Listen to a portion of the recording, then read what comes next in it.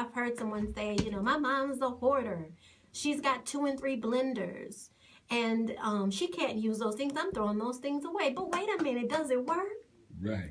If it works, give it away, queen. There's somebody who needs a blender somewhere. Like, clothes and shoes and, appliances and things. We are like, I want a fresh start, so I'm throwing it all away. And we don't realize that we can take care of each other with those things. If, I was like, well, what about a yard sale? Oh, no, that's too hard or whatever. I just throw it away. What about literally connecting to another family or connecting to several families and saying, I've got this to give away? Back before Katrina, we used to have free community giveaways. Right. Blackout, which was me, me and a couple of other people.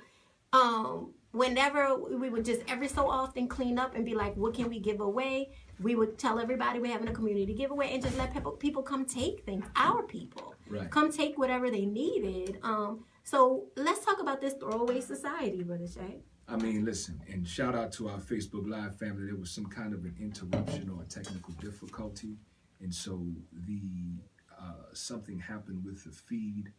And I don't know, we've started it again. It may be, in fact, be a new feed, so we're trying to work through that right now. But it is that I know of, the broadcast is moving, and we're not going to throw it away. So we're gonna continue on, and we're gonna get the pieces. If it's got to be 2 parts, because we understand Mama Fiyah historically on the True Love Movement album. Whenever we've got, and we always have very powerful shows. But as we have our powerful shows, sometimes things get lost in the mix. Sometimes it'll get cut off, and so we know how it is, Sister Tracy. Because I gave it some for real when we're talking about. So do I need to say that again? No. I think you should state it again succinctly, just so we understand where we're coming from. So this is the new one. Yeah. Okay. So we're talking about being a throwaway society. We're talking about all the things we throw away that are still valuable and can still help, if not ourselves, other people. If we're able to, move things. If not, we need to move into our spaces. We need to take things out of our spaces. Nobody's saying to be a hoarder. We're saying instead of throwing things away, i.e., about blenders, small appliances, clothes, food, not food, but shoes and stuff like that, we can give it away. Right. And then what about relationships, right? Mm-hmm. That's the reason why I use the adage. Right. It's because the sister was talking about her child's father, new little baby, brand new, weeks old, and the child's father. We got to be careful, sisters. When a child is weeks old, up to a time a child's like 2 years old, we shouldn't make any major decisions as far as the relationship is concerned. Unless there's abuse there and harm there, we shouldn't make any major decisions like I'm getting a divorce or I'm tired of this relationship with you. Because our hormones are just like coming down and trying to balance themselves. We're not in a place to make a big decision like that. And so being gentle on yourself, as long as it's not harmful, right? But she had we talked about a couple of weeks ago having a talk with him, like telling him what, because a lot of times they're not communicating. A lot of times people aren't communicating with their loved one. They just kind of expect things to happen as magic. You expect somebody to read your mind and know exactly what to do. You expect somebody to. And so I kind of encouraged her to speak with him about how she felt. Mm-hmm. And so this week we talked about, she had the conversation with him, which I was very proud of her for doing that. And he's been showing up more since they had that conversation. And she was like, I don't know. I think I'm just going to, cut my losses and whatever. But what we got to remember, how do we keep the Black family together? How do we do that? By just throwing it away? By, now the man had never been abusive to her. It was kind of like a not consciously conceived child, right? And they never really had a conversation about commitment or relationship or anything. And so we got to give stuff its due diligence. Right. You have to work on things before you throw them away. You have to at least try to have a conversation, to maybe put on some, are we committed? Are we not committed? All these things. And so that's where this baby in bathwater came from. Mm. And so we're talking about also being in a throwaway society. Right. Who are the most thrown away in this society? As far as human beings are concerned, who are the Right. most thrown away? Those of us who were once not recognized as human beings, Yeah. and still in many cases are not recognized as human beings by our own people and others. And you know, that makes me think of like mass incarceration. That makes me think of all of our brothers and sisters behind enemy lines. Those are people that we just forget about, you know. Yep. You throw them away and say, oh well, you know, and you know, those are human beings. They need connections to people who are still behind enemy lines, but in a different way, you know, that who are quote unquote more free.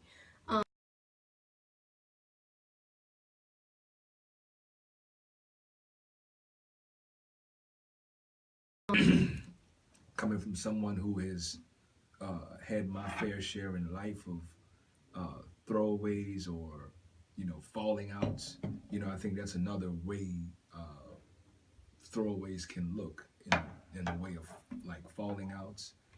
I've always had as a small child, even like if I fell out, or the drawers got tore, I was done, and I was done, for good. And I mean, even, there, even 20, 30, 40 years later, like just done. I even prided myself on being able to do that, which I've been reevaluating lately, thinking about particularly like this show. And so that's kind of how it sits with me in throwing away, and like it's particularly with throwing away relationships, and to throw away a relationship, you have had to have evaluated the relationship and determined it to be trash. Yeah. You know what I'm saying? Yeah. Like the throwing away of it is it comes usually after some kind of a determinant, something about it, something has happened in it or not happened that you're deeming it no longer valuable. And we did powerful show on value and that kind of thing. I think it was in 2018, Mount Fire, and worthiness and worth. And I think for our people, that has always been a little bit of a challenge, where we go from we move in the extremes, because we'll either we want to keep everything or we don't want nothing. You know what I'm saying? So we want to throw the whole thing away, Yeah. or we don't even want to have nothing to do with starting something. And I think a lot of that's rooted in hurt, our own personal hurt. I think it's multi-generational trauma being re-stimulated.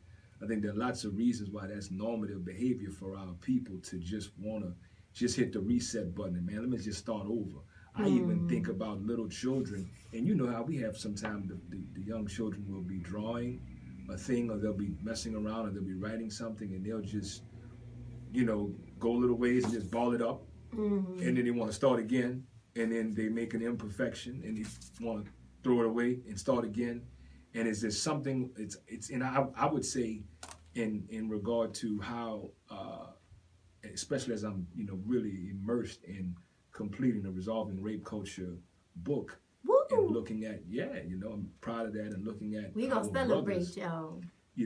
There's for black men, I can definitely speak to, when it comes to a mistake, black men typically internalize the mistake. Meaning, is a black man, I don't want to limit it to a black man. I think it's part of an evolution, or de-evolution rather. But even as black boys, like part of the sensitivity that comes in with a black boy making a mistake or an error or having a mishap is that he internalizes it, and he is the mistake. And it doesn't really change when you're talking about black men, that black men who make a mistake become the mistake. Because oftentimes in this society, when a black man makes a mistake, he pays a price for it. And so he wears that mistake for a long time, and he also internalizes it. So there's a presumption of value, or less or not, you know what I'm saying, once a mistake has been made. So I think throwing a relationship away that doesn't quite look like it has any potential is easy. Yeah. or throwing a connection or whatever away, because we're really looking at things that serve us, which is another interesting thing. Yes, it is. We're not looking in terms of how we are of service, but we're really approaching this from a deficit perspective, and we're looking at, man, what can I get out of this, or what should I be getting out of this? And if I'm not getting out of this what I think I should be getting out of this, then it's not valuable. It's not worth my time, we say, or it's not worth my energy, or I don't have time for this, or I got burned conscience. You know what I'm talking about. But like, it's to discard, only to pick up something else and essentially go through the same valuation process. Yeah, learning the same lesson. And then look at life as a very ungratifying, unfulfilling experience, saying that life other people, love. Life and love, but saying that other people are just no good and no count and not loyal and not trustworthy and all these other things, when we could be looking in the mirror, and saying, what is it that I'm even offering, to be doing this? So that's what I think about my part. Yeah, I think you gave so many insights as far as Black men are concerned, as far as mistakes are concerned.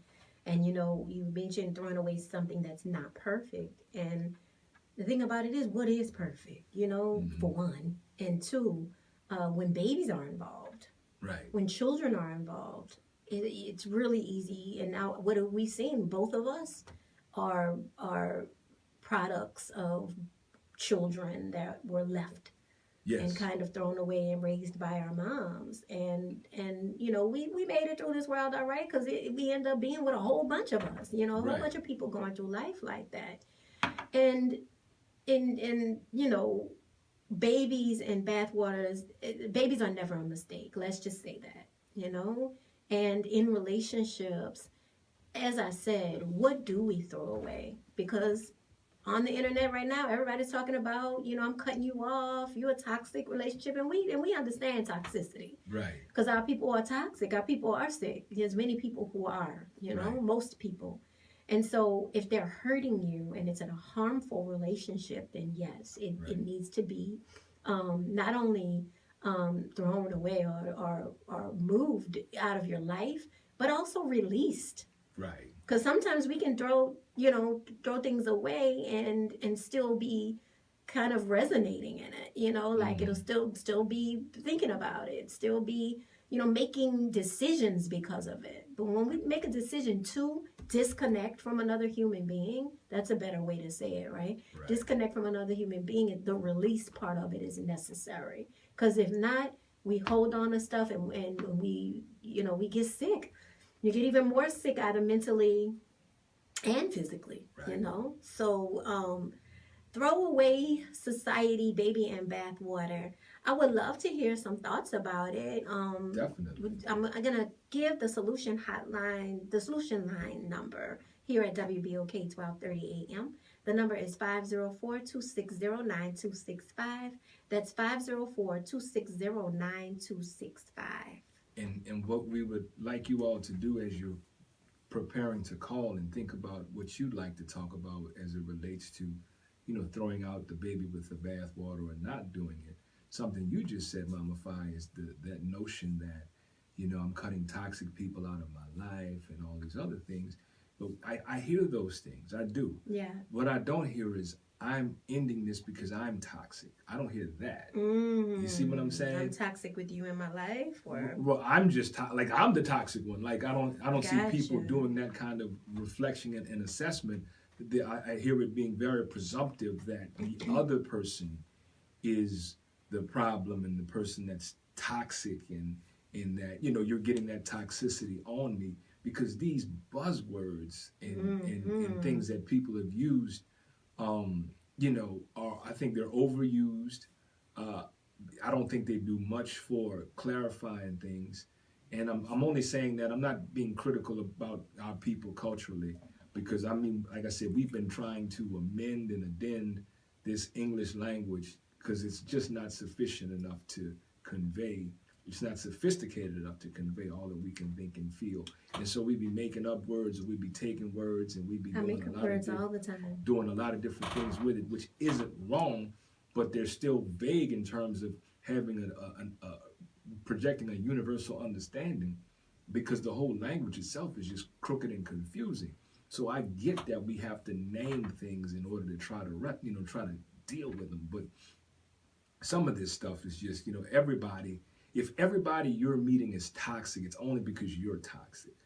That's the thing. Like everybody's, the laws of attraction are always at work. They're always at work. So it don't have nothing to do with that, Mama Fi.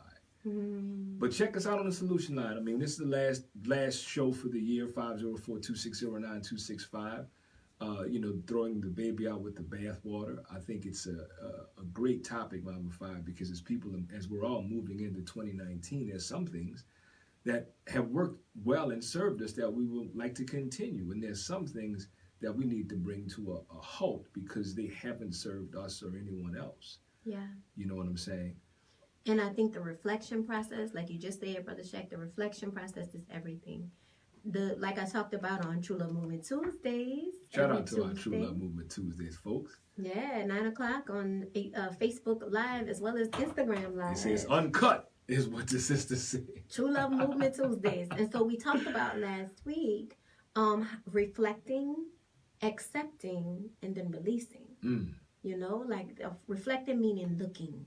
Right. Looking deeply at this thing. Before we make any decision, y'all, like we aren't well enough to just make snap decisions. Now, there's sometimes we have to make a snap decision, and that's understandable. Right. But when this is serious, like relationships, when this is serious, like making a move, making any serious decision, we need time to make that decision. We're not well enough to be like, this is what's going on. And we're not in touch with our spirit enough. Right. We're not, mind, body, and spirit are not aligned enough where we can just make decisions being guided. You know what I'm saying? Being guided and navigated to free.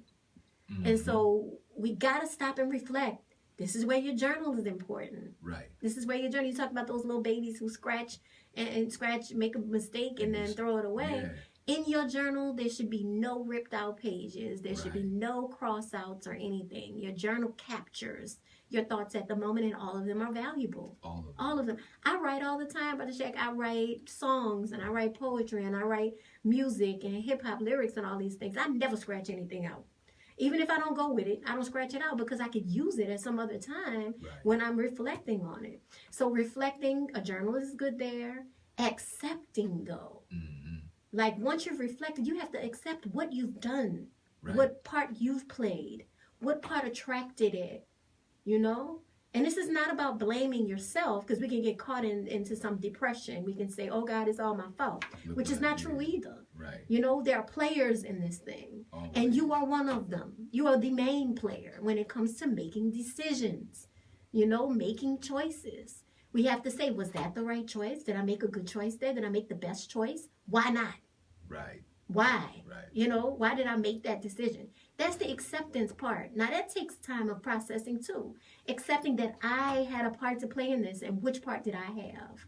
Then we can release. Then we can release the person. We can release the lesson. We can release the, toxicity and all those things. But these things need to happen. And remember, I'm not talking about harm. Right. If someone is doing harm to us, they definitely need to, go and be, gone from you, and you need to be protected from them and those kind of things. But other things besides that, Brother Shay, everything else besides that needs to take time before we just cut people out of our lives. Right. I mean, I think the most honest thing and the thing that has the most integrity is to really investigate the reasons why these people are in our lives, because the people who are in our lives are choices. We construct and curate our lives and our experiences. Well, maybe not family, but definitely people we choose. Well, yeah, and maybe not family, but I think in terms of, you can assess what the nature of the relationship is, but I'm talking about more of the ones that we're choosing, and even on the family that we may tend to be closest to. And I'm saying that because a great many of the ways in my own personal experience and within our work, Mama Fi, what I have come to understand is much of the relating and interactions that we're having with people are often rooted in a deficit. They're really on a deficit model. And here's what I mean. when we are engaging with folk or meeting people or looking for people or whatever we're doing, we're looking to get something from them. I mean, that's even the initial function. Like if we're assessing what can they do for us, how can they add value to our lives or our experiences, what is it they have, what is it they're doing, whether we're talking about something material or something monetary or some resource they may control. We're really out scouting for those kinds of things. And so many of the times when we connect with people even, it's because they had something that we thought we were missing. And so that's the initial attraction point. And the reason I'm saying that is because after we get to moving a little bit and developing some sort of relationship there, we forget about, well, what was it anyway that I first saw? And a lot of times what we find is that it was a matter of, this looked like the best option at the time. I wasn't doing anything else. I was bored. They had a nice car. They had a nice job. I thought they were interesting. I thought their work was, fascinating. I mean, it'd be a lot of superficial stuff that we build relationships on, but not deliberately, because we're not really trying to build relationships. We just end up spending time, and we find people and things about them that we say complete us, because we're looking for that. Like, we're really looking at what can I get out of the deal. And I'm saying that because a lot of the times in New Orleans we talk about major serious poverty. 40% of the city's in poverty. A lot of the people are hooking up just so that they can live a little bit better. I mean, that's really the transactional. Yeah, it's transaction. That's the basis of the relationship. And so because that's the basis of the relationship, it's not going to have all of those, beautiful sculpted sort of elements that you'll have when you're really sitting there consciously conceiving, whether we're talking about a child or we're talking about a relationship. That's right. So to be able to sit there and critically analyze, why are these people in my life? And what I've listened to, and I've heard our people say is, especially when we start unpacking it, is that it really started off as this just seemed like the best thing to do at the time, and it wasn't really a plan. Just like, she wound up pregnant. I mean, that's what you hear. She wound up pregnant By herself. We wasn't really trying to do this, and so now we got a problem that we're trying to solve, and then you're still looking at the same deficit model in that, okay, so what do I need to do? How can I get the best outcome out of this? It's not rooted in, again, let's create something or co-create something. Mm-hmm. And I wanted to sit there for a minute with our people just so that we don't overlook that, because we're very quick to say, you know what, I need to get out of this. I need to get away from this person. I need to get out of this relationship. This is no good. Mm-hmm. But we don't look at what got us there. You know what I'm saying? In terms of our own doing. Yeah, the decisions. And we're not looking at, so just conversely, while we're digesting that, I would just say, Mama Fiyah, to imagine and from an Afro Futurist standpoint, from a future standpoint, and from a solution standpoint, is be very clear about what it is that you bring. What are you offering? And we're not just talking about money is important and resources are important, access is important, but in terms of your own self. And this is why we always say at True Love Movement that fundamentally you have got to do the personal, investigative, and interrogative work. That self-study. The self-study work to develop the unconditional love for yourself as a standard by which all other relationships you have will be developed. Not doing that sets you up for having very disposable and transactional relationships with folks that are not very gratifying to you nor them, which cause you to say, you know what, love ain't even real, and people just be out doing this. Like, we do all that, and I hear people doing it, but no investigation on what about me. Love is real, family. Like, what am I? Yeah, but it ain't real if it ain't real for you with yourself. Yeah, that's exactly right. So my sister Tracy Elizabeth said, family taught me how to hurt. And until they heal, They're hurt. They cannot be in my life. Toxic family members don't get a pass. Some must go. And definitely, I think there was a little bit of confusion. I wasn't talking about we can't cut toxic family members off. I was saying we don't choose family. Like, you don't choose who your mama is. You don't choose who your daddy is. You don't choose who your siblings are. That was my point about that. Like, it's not a decision to say, this is going to be my mama, that's going to be my daddy. Until we're grown. When we're grown, we can make a choice to do those things. And I totally understand cutting off toxic family relationships. Definitely. And we've learned, Tracy especially, has learned how to create family. You know, to connect with people and say, you my sister, and connect with people and say, you my brother. You know, I may not have those connections right now in my blood family right now, but I am choosing people in my life that are good for me, that I can say you are my family. But families aren't choices. And like right now, I am not connected to my dad's side of the family whatsoever. Right. Not connected to them. And that's a choice that I made. And it's a great choice too. There you go. A great choice for me. And yes, I do connect to, I have a beautiful relationship with my mom's side of the family as well as my siblings. But I feel like I know when it's time to go. And actually, Brother Shaq helped me recently with a relationship that I was in with a toxic family member. And it was hurting, but it was a guilt that I felt because it was an older matriarchy type person, you know, matriarchal person in a family. And the truth of the matter is, it hurt so bad. I mean, Brother Shaq, you helped me so much through that time. Thank you so much. Because we can feel guilty for saying no. Stay out of my life. Whatever we had was good at one time. Well, thanks for the memories, kind of thing. But you need to go and do your thing because there's something that you need to learn, and I need to go do my thing because there's something I need to learn as well. Well, you know, the Truth and True Love Movement, for those of you who are just joining the show, and if this is your first time with us, or you're not familiar with True Love Movement in terms of our principles. The foundational principle is the truth, and the next part is the love part. So essentially what that means is the self-love part. Come on. And so the easy filter to use is this me loving myself? It doesn't matter what it is. You can put that filter on whatever you're contemplating, whatever you're getting ready to engage with, and run that through the test. Is this me loving myself?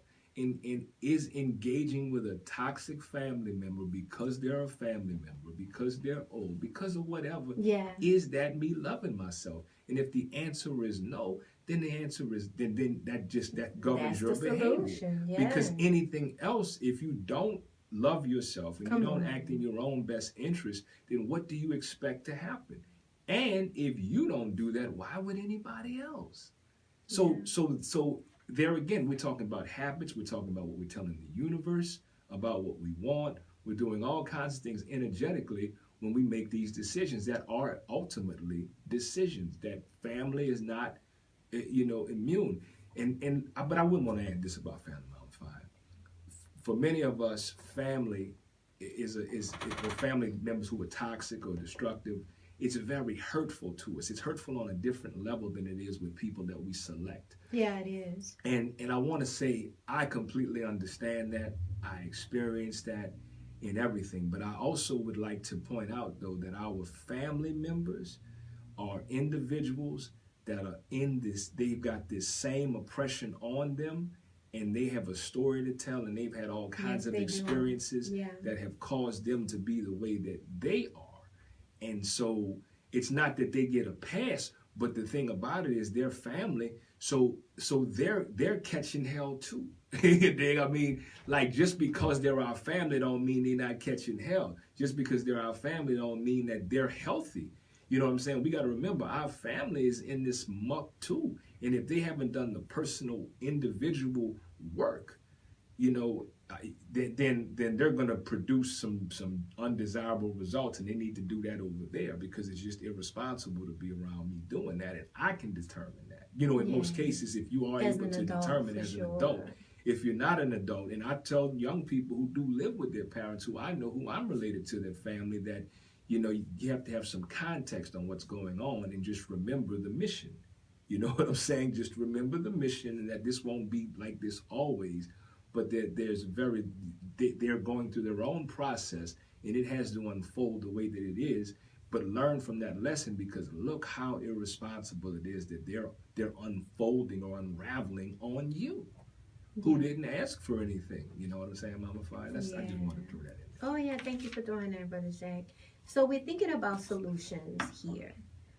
As in a throwaway society, and we're not the ones who started this throwaway society, right? Because who are the most marginalized and most thrown away is Black people. We didn't start this. We didn't start this idea of of throwing people away and not caring anymore, and all these type of things.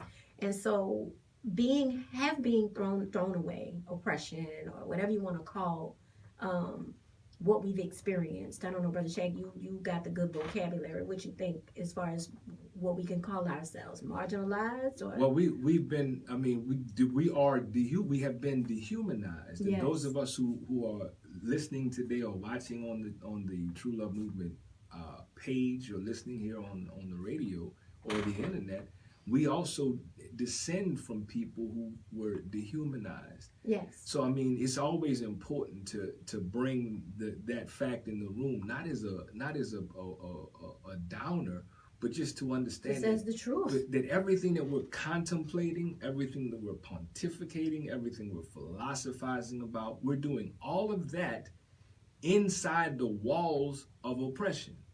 All of that's happening inside the walls of oppression.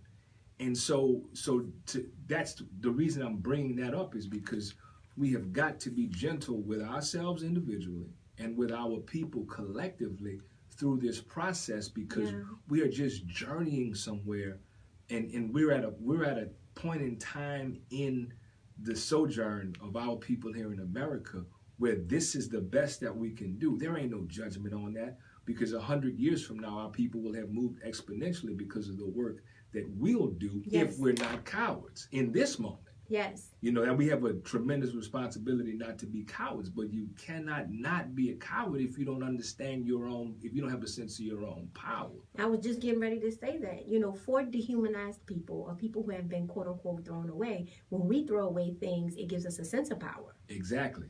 Because we're mimicking the dominant culture. Yeah. And so understanding that makes us, that should make us be able to reflect deeper on why we're throwing people away. And so as far as solutions are concerned, what are the things that we throw away? What are the things we need to throw away? What are the things that we, need to kind of work on and don't throw away? Right. And I think making a list today would be good. We got a little time. But making a personal list for yourself. Definitely. Because each of us need to do this self-work. That's why we talked about documenting our process last week. That was a powerful show. Yes, it's because you need a place to capture your thoughts. You need a place to evolve your thoughts, to see how they've evolved over time. And so if we had to make a list today, things that need to be thrown away are things that we need to reconsider throwing away. Like the bath water, we need to throw that, Definitely. That needs to go. The baby, no. Right? And so making a list like that, what you think, Brother Shay? Well, I think on that list, the very first thing that you should keep is yourself. I would approach that from the things that you want to keep. Yeah. And the reason I say that is because if you make a list of the things that you deem now worth keeping, it doesn't matter how long or how short that list is, but the idea is to make a list of the things that you want to keep, and then interrogate that list. Why do I want to keep this? Yes, why is the question, y'all. What is it about this that I think this is valuable, that's going to move me 2019 and beyond, and this is something that I need to be in part of my future? Why do I need to keep this? And again, we're talking about an analysis on it, not a why I'm thinking like this again. I don't, but to really look at it, because if it's real, it's resonating, look at it. Don't start with other people that you want to keep. Start with you. Start with you, because we like to focus on the other folk, because we feel power. That's the kicker. We feel more powerful trying to fix other people than interrogating our own selves, and we with us 24 hours a day for our whole lives. But somebody that we might have just met, or we've been known for a little while, and we read a book and we want to go fix them and tell them what they ought to need to do. And I'm not judging our people for doing that. I'm saying we do that because it's cathartic. I mean, we feel like we're doing something for somebody, but we got to interrogate, why is that important to me? Like, why do I have to be stimulated like that to feel like I'm the big homie, or I'm the got all the mentor, or power, whatever? Yeah, because it's And a the power truth- dynamic relationship. Yes, and the truth of the matter is you can't fix nobody. You ain't about to save nobody. You ain't about to change nobody, any of those things. You just going to beat your head up against the wall to learn that lesson. Right. But I love how you say under the keep side. I love it's not do not throw away, it's keep. And self is there too. So what about people who throw themselves away, Brother Shaq?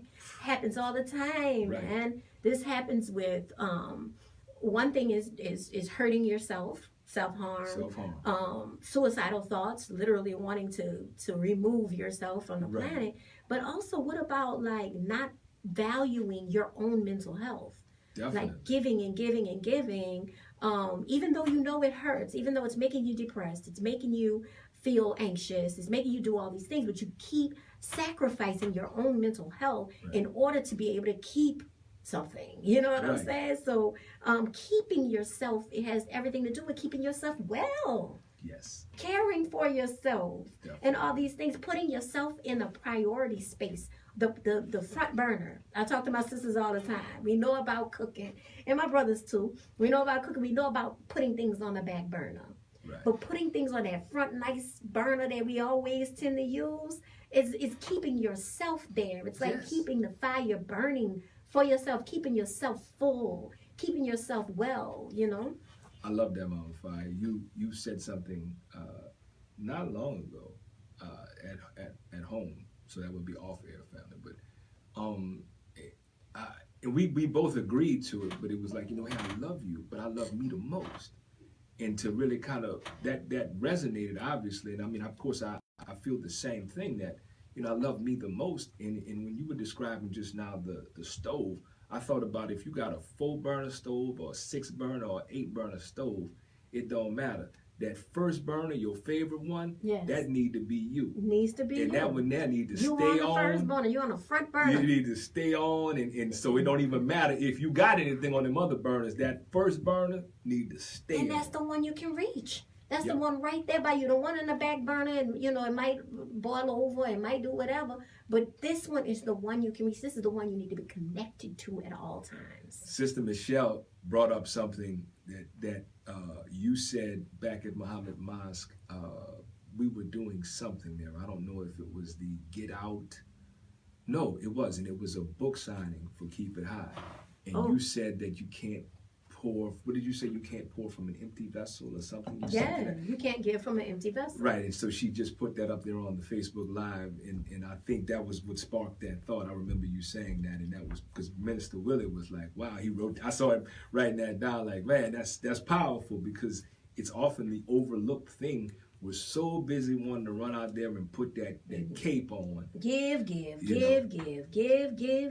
and you will find yourself decimated. Well, my grandma would say, give out. Give out. I love it. Thank you, Grandma. Rising Power Queen. You give out. You give all the way out. And those things cause mental illness. They cause depression. They cause anxiety. They cause suicidal thoughts. Right. Because you literally feel empty. And shout out to Mama Charlita who joined us. She said, hi. Yeah, that's what she said over there. That's my sister. I wanted to say this too, and we got Sister Shantice in there. That's my sister too. And anybody else, a brother I saw, Decca Randolph. Thank you for coming, brother. Thank you, brother. And listen, my sister, this is just an aside. We need to get more brothers up on this Facebook Live every Saturday and every Tuesday. Y'all tell brothers, y'all let them know, invite them, because we need their voice in these conversations. Right. It's not just black women who want to heal themselves and others. We got Mama K Sharif. We got Love Loretta. Thank y'all. And Sister Chandrika is there. Mama Chandrika is there. That's good to see her. Yes. We just want to make sure we acknowledge y'all as we can throughout the show. Where our brothers at? Where the brothers at? So as we're talking about this and things to keep, and I want you all listening to keep the black man and don't throw him away. I'd like it to be on the list of what you keep. Yes. But the reason I want if it's not toxic or harmful. If it's not toxic or harmful, definitely. And don't keep anything, black man, black woman, or otherwise, cat, dog, none of that. But the reason I'm bringing that up is because what appears to be an absence of black men, a chronic absence or an epidemic of an absence. We know so many brothers are locked up, Yes. but there are many brothers who are not locked up, but who are just, especially around this time of the year, struggling with finances and trying to, not trying to show up, but not having the money and the means and, the pressures of the holiday time for folks who do celebrate that and need to provide gifts and, all those kinds of things. And so many times you won't see black men because black men don't really feel that they are valuable. They do feel worthless, and they have many times discarded themselves or considered themselves to be trash. And a lot of that influences the kind of behavior that brothers are exhibiting because they're so low and they're not assessed in a way that, causes them to feel that they're adding value to places, in spaces that they are, whether we're talking about a Facebook Live broadcast, whether we're talking about an event, whether, whatever. And so to encourage the brothers, and I know sisters, and it's how much more do you have to do for these black men? Because I get that too. I hear that, like, somebody said, somebody asked, it was a brother somebody said, we need the black women to really love the black men. And I was thinking, how much more can the black woman, I kind of engaged in that, how much more could the black woman love us? But yes, that's one of the challenges for the brothers. So what I'm saying, and here is the solution, because we're at the solution part of the show. We're at 5:50. We don't have a lot more to go, and something that we'd like to keep in terms of keeping our sanity and keeping our mind and keeping on the journey of sanity and healing, is that what a brother should keep is his eye on the teachings from black women, because black women will teach us how to love us, because no one has ever loved us more than the black woman. So simply, if we would look at how the black woman loves and has historically loved the black man through all of our stuff, through us dehumanizing and violating her, through us mimicking and imitating the slave master and the white man in the dominant culture, the black woman has still stood in there and loved us when we come up short, when we don't quite have all we say we were going to have. Yeah. All of the things through which the black woman loves us is, yes, it feels so good, but she's teaching us something that, yes, hey man, this is how you love a black man, meaning, brother, this is how you love yourself. Yes. So we don't have to keep looking for that deficit, from that deficit model, and looking outside of ourselves and saying, well, baby, just love me a little more. I mean, that's what we're putting all this pressure on black women to love us. They are, and they have been, under all these circumstances, and we're still like, but I just need you to love me more. And it's like, well, brother, when are you gonna love you? Mm-hmm. Like, if you didn't know you were worthy of love, the sister has proven that, and we've got a long history of that. So clearly, just as a black man, just for showing up, you are worthy, you are lovable. Yes. The time now for moving forward into the future is, black man, know yourself and love yourself. And if you don't know how to do that, just consult with the way the black woman has been doing. You don't even have to ask her. Just look at your life. Look at something that may be familiar to you, where you can say, wow, she really loves or loved me at some point. Yeah. And you know what? I want to talk to my sisters real quick about this. This is important. When we get into a relationship with a black man, there's a lot of work that has to be done. And let me say this, before you get into a healthy relationship with anyone, you have to be healthy in order for that to happen. Two healthy people meet and make a healthy relationship. So, but even in a healthy relationship, there's going to be some raising up. There's going to be some cultivating that we have to do with the black man. So understanding that we're the brightest teacher, right? Black women are the brightest teacher. Once we know who we are, when you get a black man, there is going to be some raising up to do. There's going to be some work to do. In cultivating, we got to say it's okay to heal. It's okay to go deeper. It's okay to cry. It's okay to be vulnerable. And it's okay to love himself. When we talk about, that's what patriarchy says, right? When you talk about loving yourself, or you talk about self-esteem and these things, you're thinking about a woman. Right. That's the reason why our Facebook Lives is always filled with women, because we are the ones who are,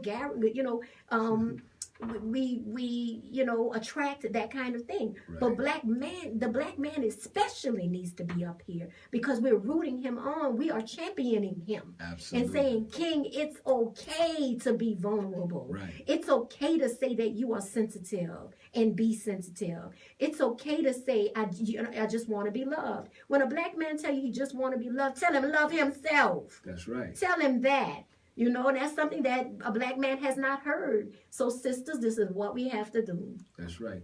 Thank you for that and adding that in terms of the value of you actually saying cultivating. Yes. Cultivating a black man. So the sisters typically are naturally nurturers and they're cultivating black men. And what we're finding is it is black men who is throwing away black women.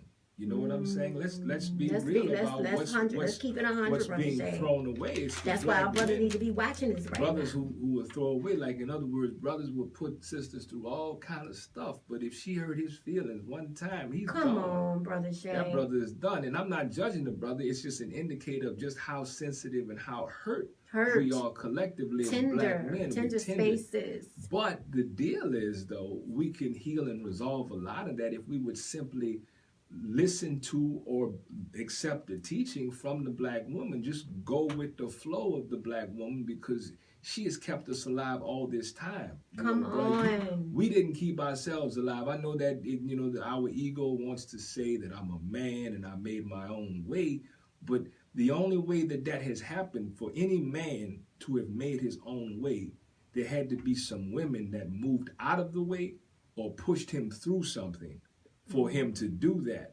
because naturally there is something very special that's on us in the form of oppression for black men. It is the same it's something very special about the oppression of black women, but the way black men are moving through this patriarchal society, having only a partial membership in the white man's patriarchy, causes a lot of confusion and a lot of inattention, Mama Fiyah, because brothers are operating off of the way things should be in their mind. Like we've been socialized off of something should be a certain way.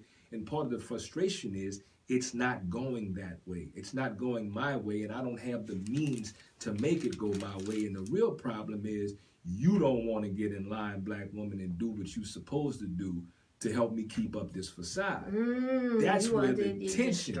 Yes, that's where the tension comes in. Yeah. And instead of being able to get in the mirror, get over there and say it's because of you. See, I could be a lot further along. And I mean, I've heard brothers say this kind of foolishness. Say, bro, I was going good, bro, but she got pregnant. Wait a minute, man.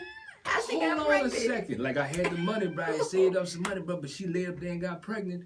And now everything messed up. And so you got resentment towards the sister, and then now she want more. She want more of this. She want top of the line now for the baby. And birth is the revolution.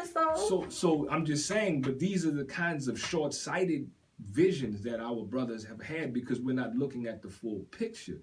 But going into 2019, there's an opportunity to widen the lens. And if we don't know how to widen the lens, then simply look at the black woman who's got the widest lens. Like sisters seeing far, wide, front, back, 360. And that's the reason why we're still alive, man. It's not for nothing but that. Honor. And that's not what we asking for. Remember we made that little list? We said we know we need to raise up the black man. And I don't mean raise him. I mean raise him up. Right. I don't mean even put him on a pedestal. But he is down. Definitely. He is down in his mind about himself. And so telling him, black man, we love you. Black man, we need you. Black man, we honor you, and these type of things. And then cultivating, we know that's a process.